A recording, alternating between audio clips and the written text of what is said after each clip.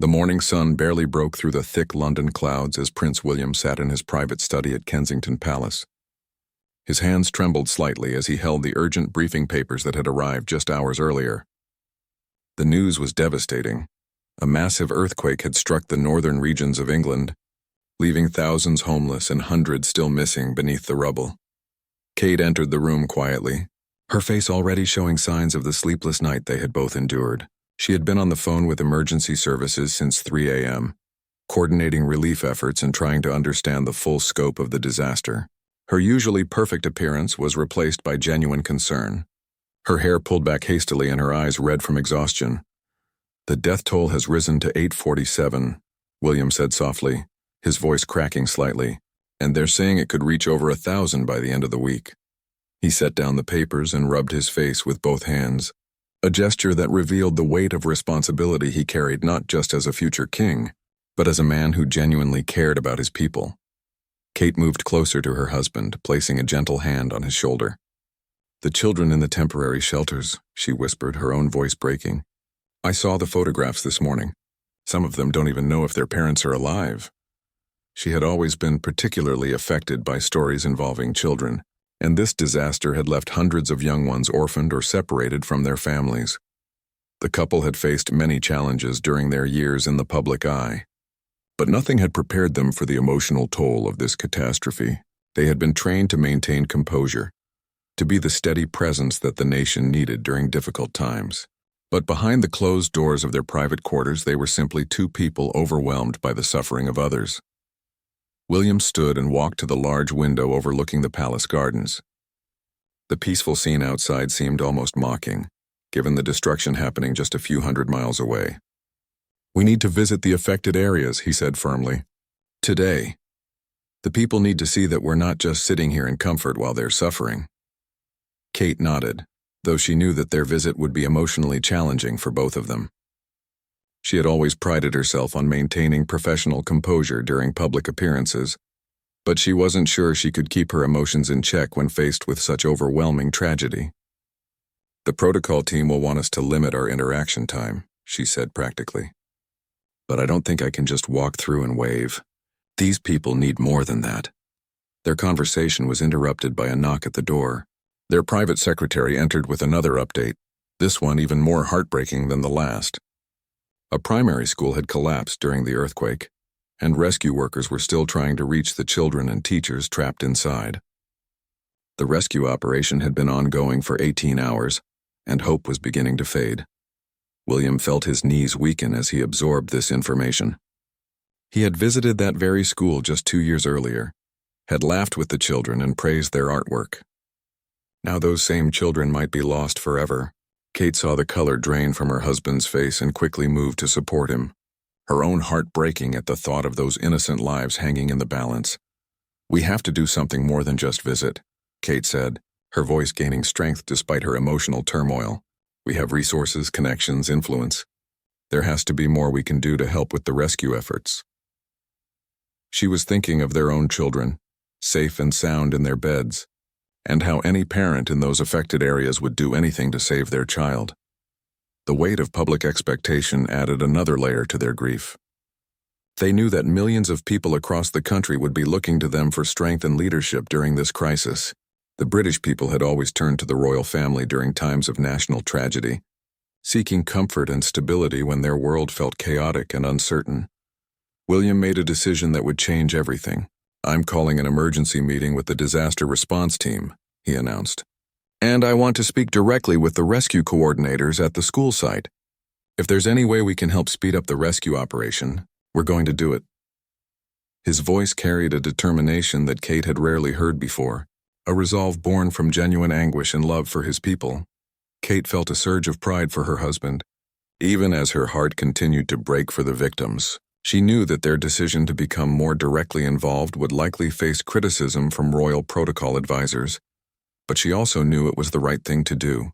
"Whatever you need me to do," she said simply. "I'm with you completely."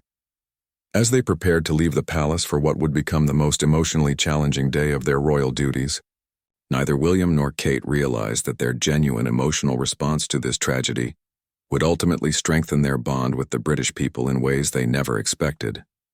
Their willingness to show vulnerability and real human emotion would become a turning point in how the public viewed the modern royal family. The morning that had started with devastating news was about to become a day that would test every aspect of their character, their marriage, and their commitment to serving others.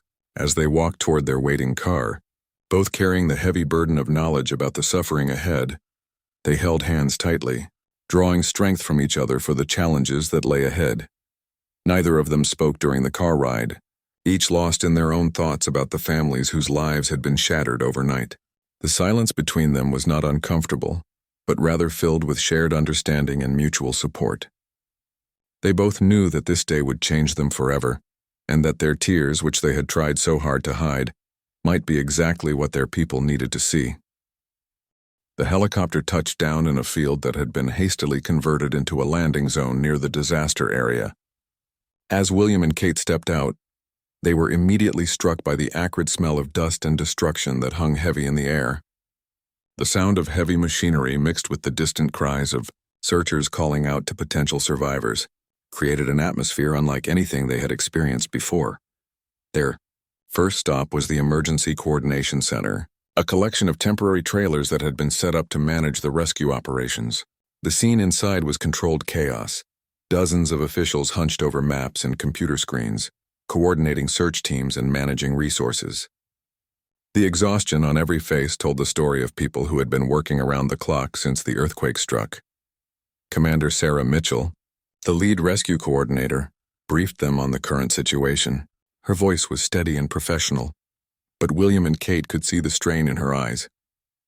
"We have 17 active search sites," she explained, pointing to marked locations on a large map. "The school site remains our priority, but we're running out of time." After 48 hours, survival rates dropped significantly. Kate felt her breath catch in her throat as she absorbed the reality of what Commander Mitchell was saying. These weren't just statistics being discussed. They were talking about children, teachers, families whose lives hung in the balance. She gripped William's hand tighter, drawing strength from his presence while offering her own support in return. "What resources do you need most urgently?" William asked, his prince training kicking in even as his heart ached.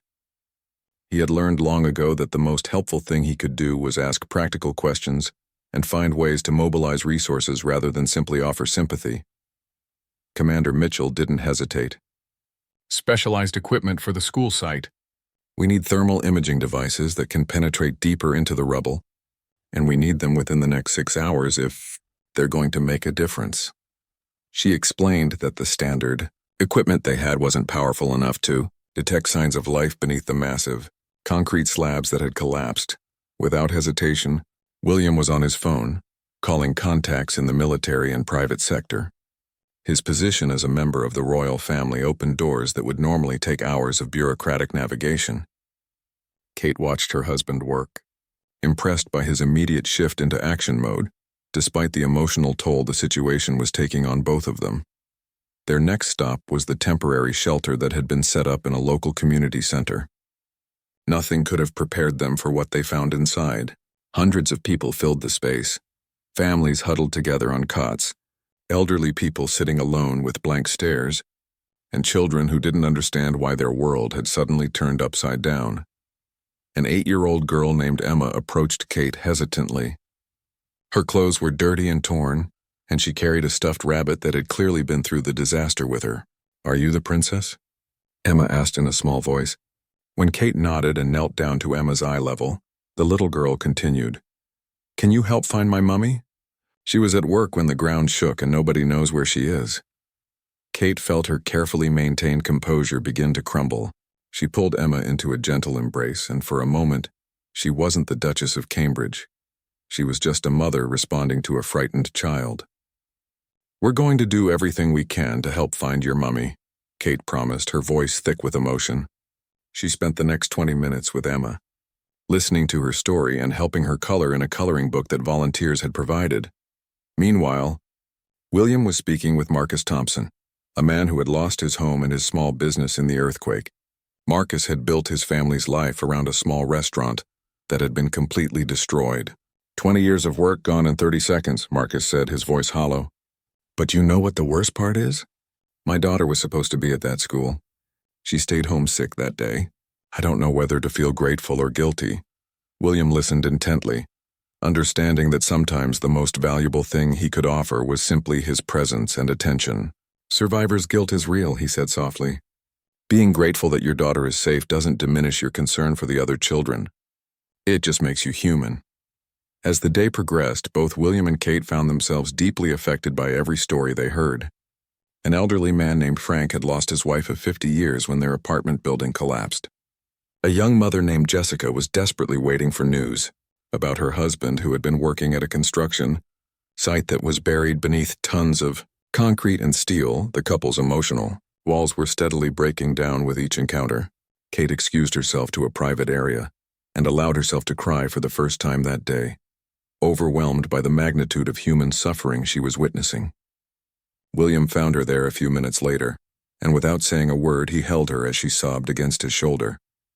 How do we process all of this? Kate asked through her tears. How do we go back to our normal lives knowing that all of these people are suffering? She felt guilty about her own comfortable life, her healthy children, her secure home, when so many others had lost everything. William didn't have easy answers. He was struggling with the same questions, the same overwhelming sense of helplessness in the face of such massive tragedy. I don't think we're supposed to go back to normal, he said quietly. I think we're supposed to be changed by this. Maybe that's how we honor what these people are going through. Their conversation was interrupted by shouting from outside. They rushed to see what was happening and discovered that the specialized thermal imaging equipment William had arranged for had arrived at the school site. For the first time that day, there was a glimmer of hope in the rescue coordinator's voice as she announced that they had detected what appeared to be signs of life beneath the rubble. As William and Kate prepared to visit the school site themselves, they both knew that they were about to face their greatest emotional challenge yet. The thought of standing above ground where children might be trapped below was almost unbearable. But they also knew that their presence there could provide hope and support to the desperate families waiting for news. The day was far from over, and they had already been pushed beyond their emotional limits, but they also felt a growing determination to use their position and resources to make a real difference, even if it meant showing a vulnerability that the royal family had traditionally kept hidden from public view. The scene at Millfield Primary School was unlike anything William and Kate had ever witnessed. What had once been a cheerful building filled with children's laughter was now a pile of concrete slabs, twisted metal, and broken dreams. The playground equipment stood eerily intact beside the destruction, a swing still moving slightly in the wind as if a child had just jumped off. Families had gathered around the perimeter of the rescue zone, held back by safety barriers but refusing to leave. Some had been standing there for nearly 2 days, clutching photographs of their children and teachers, hoping for any scrap of news. The desperation in their eyes was heartbreaking, and both William and Kate felt the weight of their pain as they approached. Rebecca Harris rushed toward them as soon as she spotted the royal couple. Her 7-year-old son James was trapped somewhere beneath the rubble, and she hadn't slept or eaten since the earthquake struck.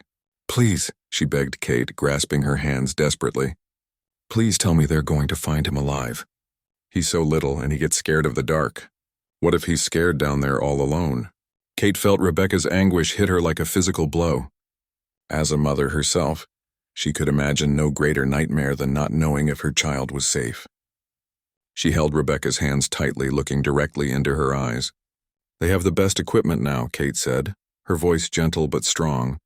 The rescue workers haven't stopped looking for even a moment. James knows his mummy loves him, and that's going to help him be brave.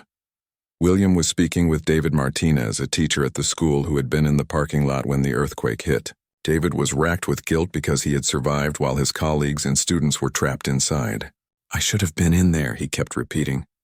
It's my job to protect those children, and I wasn't there when they needed me most. You being in there wouldn't have prevented this, William said firmly but kindly. And you being alive means you can help us understand the layout of the building, help the rescue teams know where the children might be. Your survival isn't something to feel guilty about. It's something that can help save lives. The rescue operation commander approached them with an update. The thermal imaging equipment had detected what appeared to be a pocket of space beneath the main collapse, and they believed They could hear faint tapping sounds coming from that area. The news sent a wave of hope through the gathered families, but also increased the tension because every minute counted. Kate watched the rescue workers maneuvering carefully through the debris, knowing that one wrong move could cause further collapse and endanger any survivors below. The precision required was extraordinary, and she found herself holding her breath with each piece of concrete that was slowly lifted away. "How long will it take to reach that pocket?" she asked the commander. "At least 6 more hours, maybe longer," came the reply. "We have to move very slowly to avoid causing additional collapse. But the fact that we're detecting movement is encouraging." The commander explained that they were using sensitive listening devices every few minutes, trying to maintain contact with whoever might be alive below. As the afternoon wore on, William and Kate refused to leave, despite suggestions from their security team that they should return to London. They had become invested in this rescue operation in a deeply personal way, and they couldn't bear the thought of abandoning these families during their darkest hours. They helped serve food to the waiting families and rescue workers, handed out blankets as the evening grew cold, and most importantly, they listened to story after story of love and loss. Margaret Thompson, the school's principal, had been pulled from the rubble early that morning. She was in the hospital with serious injuries, but she had managed to provide crucial information about where different classes had been located when the earthquake struck. Kate had visited her earlier in the day, and Margaret had squeezed her hand while whispering the names of students she was worried about. "She feels responsible for all of them," Kate told William quietly. "She keeps asking if we've found Tommy and Sarah and Michael. She remembers every single child by name." The dedication of the teachers and staff had become clear throughout the day, with stories emerging of adults who had shielded students with their own bodies as the building collapsed around them. As darkness fell, powerful floodlights illuminated the rescue site, turning the scene into something almost surreal. The work continued around the clock, with rescue teams rotating in shifts to maintain their energy and focus. William and Kate had been on site for nearly 12 hours, and the emotional toll was evident on both their faces. A breakthrough came just after 9 p.m. Rescue workers had managed to create a small opening to the pocket of space they had detected, and they lowered a camera down to see what was below. The images that came back brought both tears of joy and renewed urgency. They could see 3 children and 1 adult, all alive but clearly in need of immediate medical attention. The news electrified the waiting families, but it also brought a new kind of agony, because they didn't yet know the identities of the survivors. Rebecca Harris gripped Kate's hand so tightly it hurt, her eyes fixed on the rescue operation as workers began the delicate process of widening the opening they had created. "The first child is coming up," someone called out, and the entire area fell silent except for the sound of machinery and the rescue workers' careful coordination. A small figure emerged from the opening, covered in dust and debris but conscious and crying, which the medical team said was actually a good sign. It was Lucy Chen, a 6-year-old whose parents had been waiting in agony since the earthquake struck. The moment of reunion between Lucy and her family was so powerful that even the hardened rescue workers had tears in their eyes. Kate found herself sobbing openly as she watched Lucy's mother hold her daughter for the first time in 2 days. But the rescue was far from over. The other 2 children and the adult were in a more precarious position, requiring additional excavation that would take several more hours. The success of rescuing Lucy had given everyone hope, but it also highlighted how many others were still trapped or already lost. As William and Kate finally prepared to take a brief break at a nearby hotel for a few hours of rest, they both knew that this day had changed them fundamentally. They had seen the worst of human tragedy, but also the best of human courage and compassion. The image of Lucy being pulled from the rubble would stay with them forever, a reminder that sometimes hope persists even in the darkest circumstances. The night was far from over, and they would return to the site at dawn to continue supporting the rescue efforts and the families still waiting for news. Neither of them had any idea that their emotional response to this tragedy was being captured by news cameras and shared around the world, showing a side of the royal family that the public had never seen before. Dawn broke gray and cold over the rescue site, and William and Kate returned after only 3 hours of restless sleep. Neither had been able to truly rest, haunted by the faces of the families still waiting for news and the knowledge that time was running out for anyone still trapped below. They arrived to find the rescue operation in full swing, with even more specialized equipment having arrived during the night. The scene was both hopeful and heartbreaking. 2 more children had been successfully rescued during the early morning hours, 10-year-old Oliver Davies and 9-year-old Sophia Martinez. Both were hospitalized but expected to recover fully. However, the adult who had been spotted in the pocket with them, Mrs. Jennifer Walsh, a beloved teaching assistant, had not survived her injuries. The news hit everyone hard, especially the rescue workers who had fought so desperately to save every life. Kate spent time with Jennifer Walsh's husband and teenage daughter, who had been waiting at the site since the earthquake occurred. She loved those children like they were her own, Jennifer's daughter Amy said through her tears. She would have done anything to protect them. I know she saved those kids somehow. The family's grief was mixed with pride in Jennifer's sacrifice, but that didn't make their loss any less devastating. William found himself drawn to the technical aspects of the rescue operation, working closely with engineers to understand exactly what had caused the building's collapse and whether there were other areas where survivors might be found. His helicopter pilot training had given him experience with emergency situations, and he was able to contribute practical insights that the rescue team found valuable. We've identified 2 more possible locations, the chief engineer explained to William. There's a section near what used to be the library and another area by the cafeteria where the structure might have created protective spaces. The methodical search was painstaking, with every decision carrying life or death consequences. Media attention had intensified overnight, with news crews from around the world converging on the small community. Initially, William and Kate had been frustrated by the media presence, feeling it was intrusive during such a tragic time. However, they began to realize that the coverage was generating an outpouring of support and donations that was desperately needed for the rescue efforts and victim support. Dr. Patricia Williams, a child psychologist who had been brought in to counsel the rescued children, approached Kate with an update on Lucy Chen, the first child to be pulled from the rubble.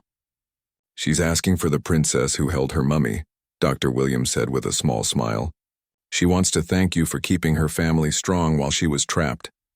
Kate's heart melted at the message. She had formed an instant connection with Lucy's family, and knowing that her presence had provided even a small comfort during their ordeal made all the emotional difficulty worthwhile. Can I visit her at the hospital? Kate asked. I want her to know how brave she was down there. The breakthrough everyone had been hoping for came just before noon.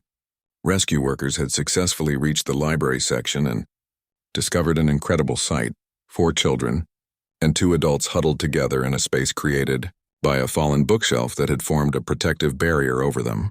They had survived by sharing water from a small bottle that one of the teachers had been carrying, and by taking turns telling stories to keep each other calm. Mrs. Eleanor Grace, one of the trapped teachers, had kept the children occupied by having them recite poetry and sing quiet songs. When the rescue workers first made contact with them, they could hear the faint sound of children's voices reciting, "Twinkle, twinkle, little star," in unison. The image of these young voices singing in the darkness would become one of the most powerful symbols of hope to emerge from the tragedy. The rescue of this group was more complex than the previous ones because they were deeper beneath the rubble and the space was more confined. Each person had to be brought up individually through a narrow passage that the rescue workers had carefully carved through the debris. The process took nearly 4 hours, with William and Kate remaining at the site to greet each survivor as they emerged. 8-year-old Tommy Harrison was the first to come up from the library group. He had been one of the children that Principal Thompson had been most worried about. When he saw the daylight and realized he was safe, he began to cry, not from fear but from relief. Kate was there to wrap him in a warm blanket and help reunite him with his parents, who had never left the site. The lady teacher told us stories about princesses, Tommy said to Kate, his voice still weak from his ordeal. She said real princesses help people when they're scared. Are you going to help the other kids who are still down there? His innocent question touched Kate deeply, reinforcing her determination to see this through to the end. Mrs. Grace was the last to be brought up from the library group. She had insisted that all the children be rescued first, despite her own injuries and exhaustion. When she finally emerged, she was immediately surrounded by the grateful parents of the children she had protected.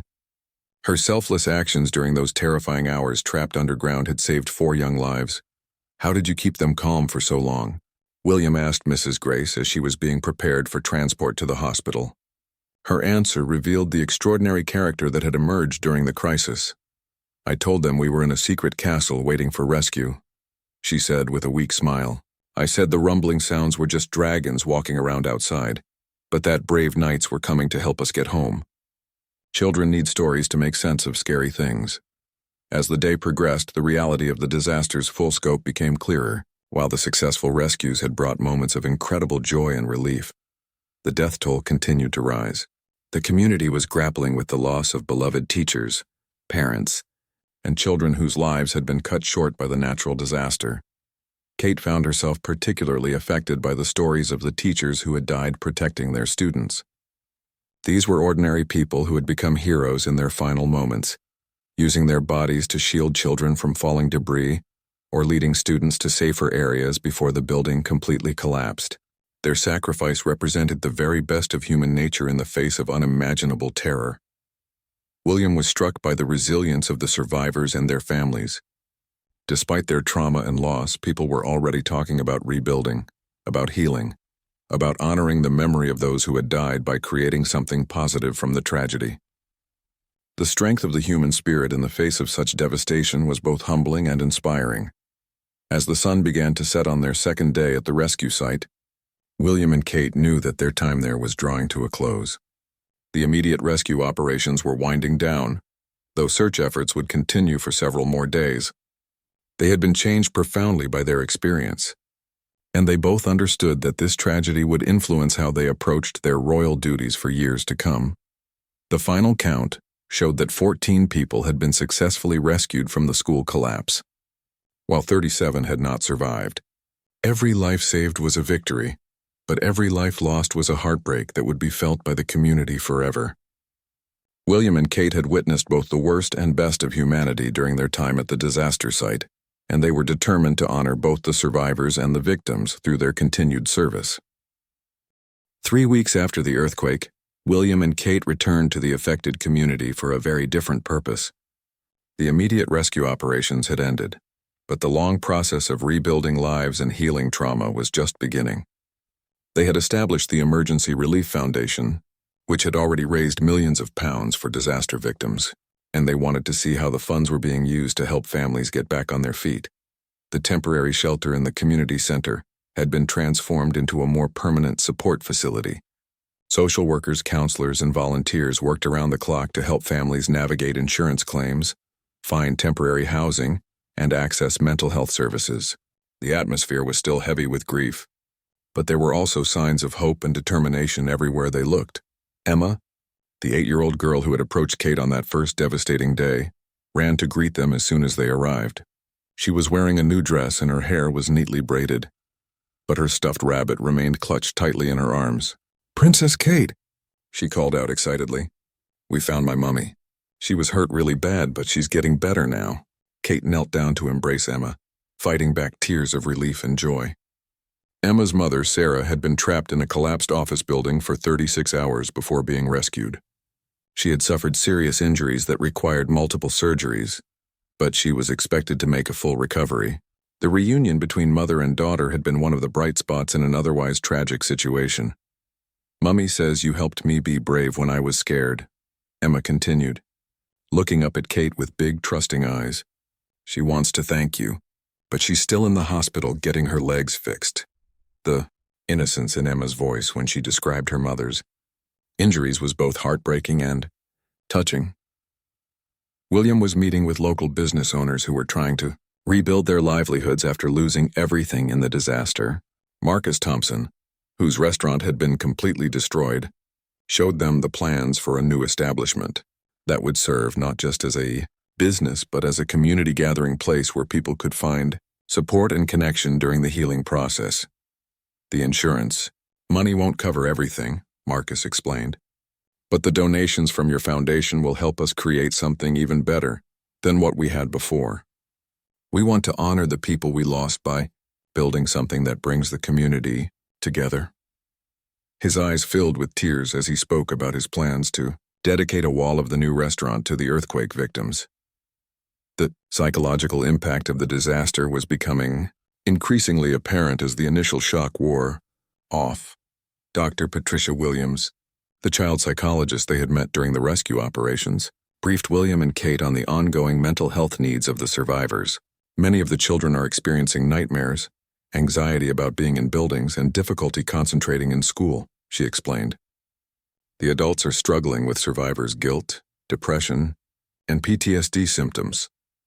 Kate was particularly moved by her visit with the rescued children who were now attending a temporary school set up in a local church.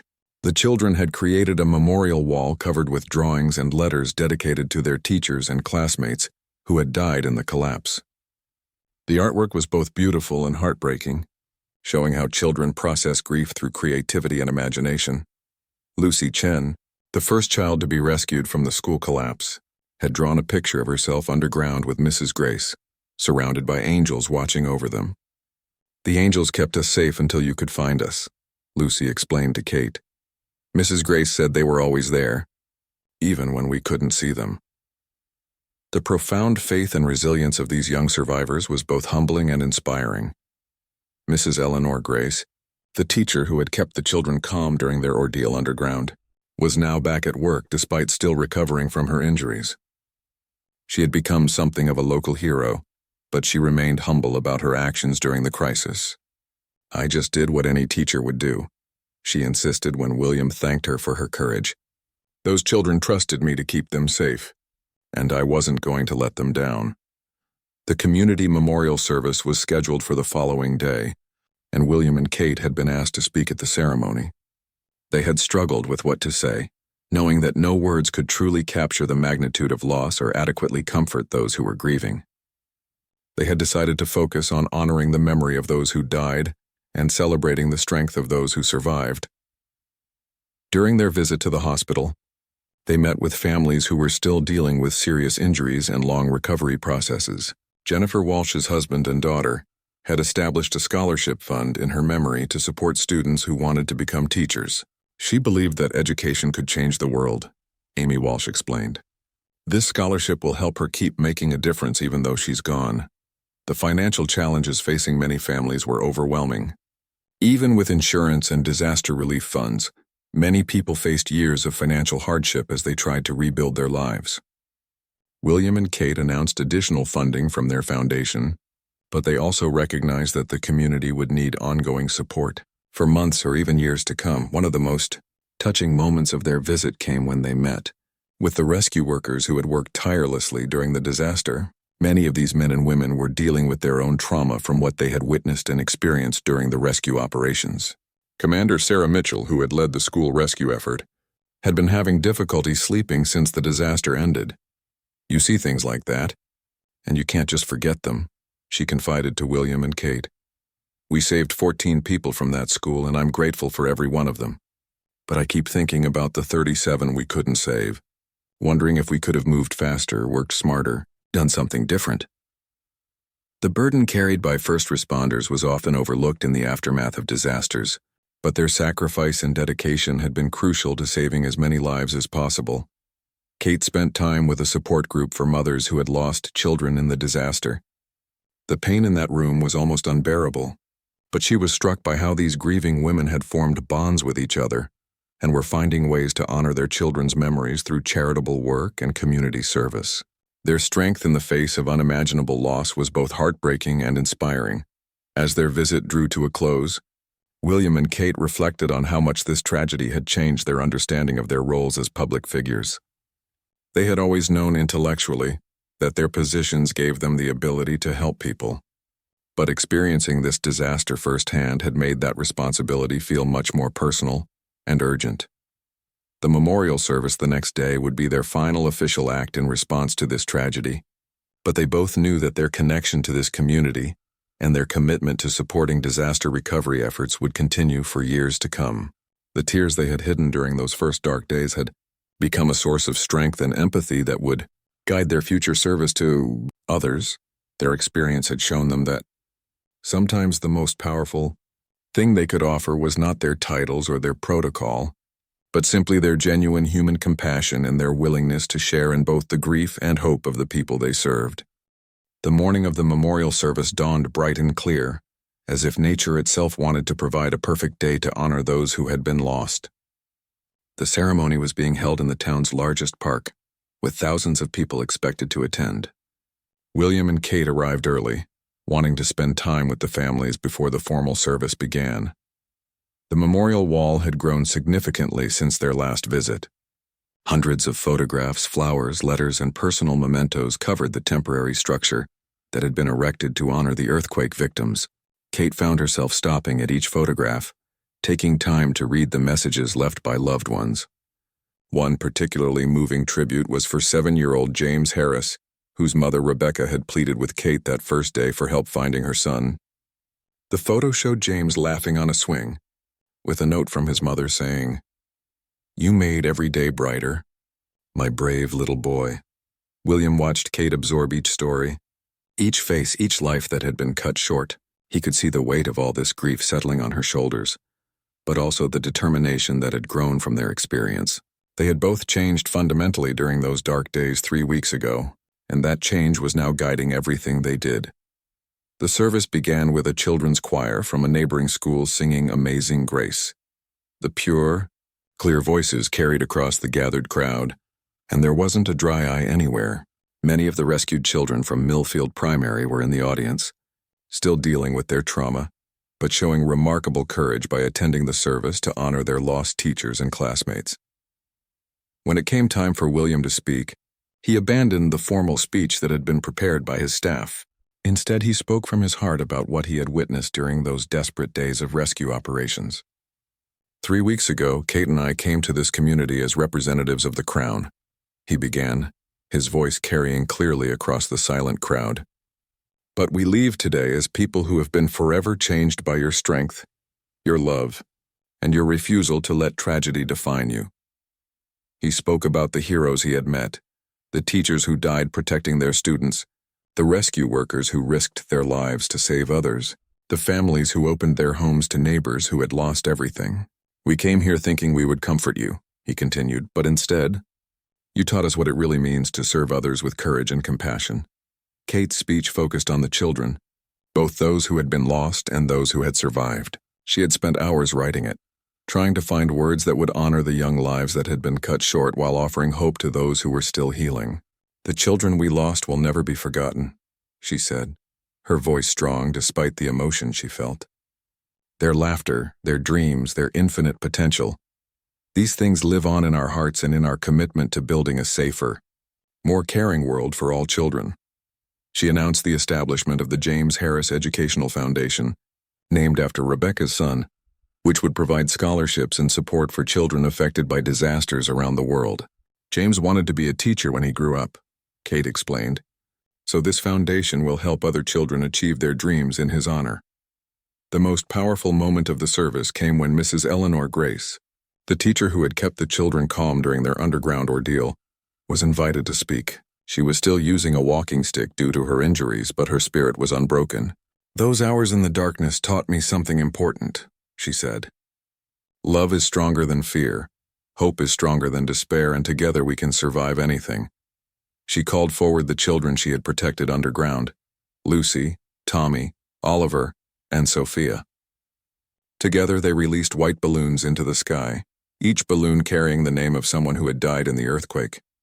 As hundreds of balloons rose into the clear blue sky, the crowd stood in respectful silence, many wiping away tears. The service concluded with the unveiling of a permanent memorial that would be erected on the site where Millfield Primary School once stood. The design incorporated elements suggested by the surviving children: a garden where butterflies could live, representing the souls of those who were lost, surrounded by benches where families could come to remember and find peace. After the formal ceremony, William and Kate spent hours speaking with individual families, accepting their thanks but also drawing strength from their resilience. Emma and her mother Sarah were there, with Sarah still using a wheelchair but determined to attend the service. "You gave us hope when we had none left," Sarah told Kate. "Emma talks about you every day, about how the princess helped her be brave." The media coverage of the memorial service and the weeks leading up to it had been extensive, but it was different from the usual royal coverage. Instead of focusing on fashion choices or protocol, the stories highlighted the genuine emotional connection William and Kate had formed with the disaster victims. Their tears, which they had tried to hide during those first dark days, had become a symbol of authentic compassion that resonated with people around the world. Dr. Patricia Williams pulled Kate aside before they left. "I wanted to thank you for something," she said. "Several of the children I'm counseling have said that seeing you cry gave them permission to cry too. They thought they had to be strong all the time, but seeing that even princesses cry when people are hurt helped them understand that it's okay to feel sad about what happened." As William and Kate prepared to leave the community for the final time in an official capacity, they both understood that this experience had changed not just them, but also how the public viewed the royal family. Their willingness to show genuine emotion, to get involved beyond the traditional ceremonial role, had created a new model for how modern royals could serve their people. The drive back to London was quiet, both of them lost in thought about everything they had experienced. They had arrived 3 weeks ago as dutiful representatives fulfilling their obligations. They were leaving as people who had been fundamentally changed by witnessing both the worst and best of humanity. "We can't go back to the way things were before," Kate said finally, breaking the silence. "Not after seeing what we've seen, feeling what we've felt." William nodded, reaching over to take her hand. "Then we won't," he said simply. "We'll find new ways to serve, new ways to help. This is just the beginning." In the months and years that followed, the Emergency Relief Foundation would become one of the most effective disaster response organizations in the world, directly inspired by their experience during those dark days after the earthquake. Their willingness to show vulnerability and genuine emotion had created a new template for royal service, one based on authentic human connection rather than distant ceremonial duty.